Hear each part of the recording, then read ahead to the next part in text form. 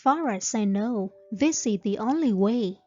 As far as I know, this is the only way. As far as I know, this is the only way. As far as I know, this is the only way. As far as I know, this is the only way. As far as I know, this is the only way. Theo tôi biết thì đây là cách duy nhất. As far as I know, this is the only way. No matter where you go, I'll find you. No matter where you go, I'll find you. No matter where you go, I'll find you. No matter where you go, I'll find you. No matter where you go, I'll find you. No matter where you go, I'll find you. Dù bạn đi đâu, tôi cũng sẽ tìm ra bạn. No matter where you go, I'll find you. No matter how rich you are, be humble. No matter how rich you are, be humble.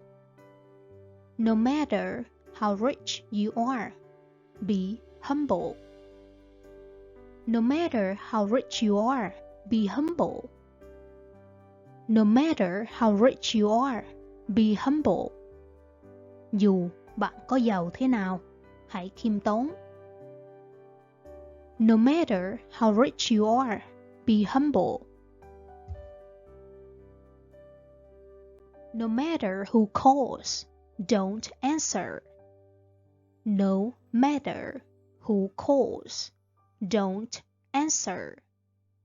No matter who calls, don't answer. No matter who calls, don't answer. No matter who calls, don't answer. No matter who calls, don't answer. Dù là ai gọi thì cũng đừng nghe máy. No matter who calls, don't answer. No matter the cost, I want it. No matter the cost, I want it. No matter the cost, I want it. No matter the cost, I want it. No matter the cost, I want it. No matter the cost, I want it. Dù giá cả bao nhiêu, tôi cũng muốn nó. No matter the cost, I want it. As far as I know, they are coming. As far as I know, they are coming. As far as I know, they are coming. As far as I know, they are coming. As far as I know, they are coming. As far as I know, they are coming. As far as I know, they are coming. Theo tôi biết thì họ đang đến. As far as I know, they are coming. As far as I know, it's free. As far as I know, it's free. As far as I know, it's free. As far as I know, it's free. As far as I know, it's free. As far as I know, it's free. As far as I know, it's free. Theo như tôi biết thì cái này miễn phí. As far as I know, it's free. As far as I know, the meeting is cancelled. As far as I know, the meeting is cancelled. As far as I know, the meeting is cancelled.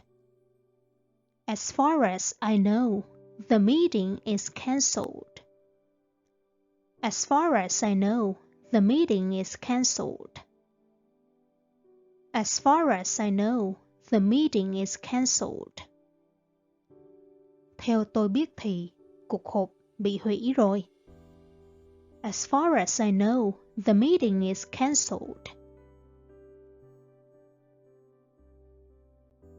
As far as I know, the shop is closed. As far as I know, the shop is closed. As far as I know, the shop is closed. As far as I know, the shop is closed. As far as I know, the shop is closed. As far as I know, the shop is closed. As far as I know, the shop is closed. Theo tôi biết thì cửa hàng đóng cửa rồi. As far as I know, the shop is closed. No matter how tired I am, I exercise. No matter how tired I am, I exercise. No matter how tired I am, I exercise. No matter how tired I am, I exercise. No matter how tired I am, I exercise. No matter how tired I am, I exercise. Dù mệt thế nào, tôi vẫn tập thể dục. No matter how tired I am, I exercise. No matter the weather, we will go. No matter the weather, we will go. No matter the weather, we will go. No matter the weather, we will go. No matter the weather, we will go. No matter the weather, we will go. No matter the weather, we will go. Bất kể thời tiết thế nào, chúng tôi vẫn sẽ đi. No matter the weather, we will go. As far as I know, that is correct. As far as I know, that is correct. As far as I know, that is correct. As far as I know, that is correct. As far as I know, that is correct. As far as I know, that is correct. Theo tôi biết thì điều đó là chính xác. As far as I know, that is correct. No matter how long it takes, wait for me. No matter how long it takes, wait for me. No matter how long it takes, wait for me. No matter how long it takes, wait for me. No matter how long it takes, wait for me. No matter how long it takes, wait for me. Dù mất bao lâu, hãy đợi tôi nhé. No matter how long it takes, wait for me. I love you no matter what. I love you no matter what. I love you no matter what. I love you no matter what. I love you no matter what. I love you no matter what. Tôi yêu bạn, bất kể điều gì xảy ra.